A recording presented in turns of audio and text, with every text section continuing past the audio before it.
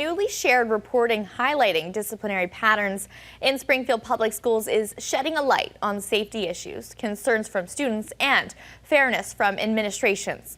In the report, there are also recommendations to the Springfield Public Schools to address their findings. Western Mass News reporter Daniel Santiago joins us live in studio after getting answers from the lead author of the report. Daniel, what are some of the recommendations? Abby, the lead author in the report is recommending Springfield Public Schools start by listening to the feedback from students, but he says there are also other ways to address and fix the issues highlighted in the report.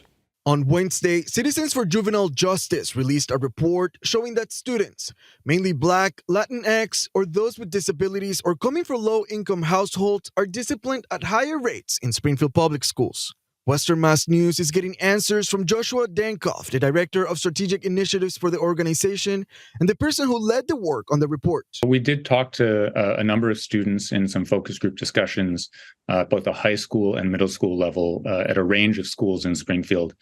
And the experiences were mixed. Students have a number of concerns about school safety, but unfortunately, their feeling is that the school security and school police don't make them feel safer.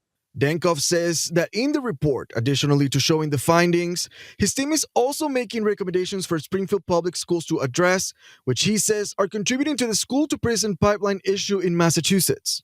Removing police from schools and having them have a smaller presence in the classrooms and in the buildings would be a first recommendation. Other recommendations are having schools work on efforts focused on system of restorative justice, schools becoming more vigilant about having equity at the forefront of everything they do, having arrests and calling police as a technique used as a last resort, not the default response to conflict, and having Springfield Public Schools update their memorandum of understanding between schools and the police to make it stronger and even include the voices of parents in safety conversations.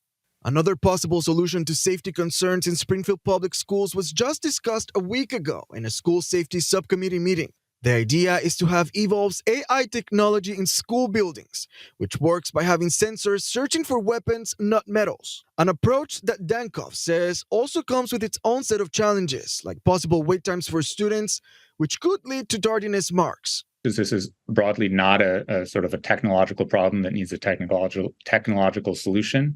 This is an adaptive problem, right? This is a complex issues that require some complex responses.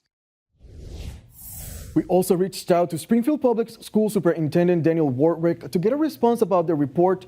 And in a statement, he says, in part, out-of-school suspensions have seen a notable decrease from 3,415 to 850, and arrests have similarly dropped from 305 to 14.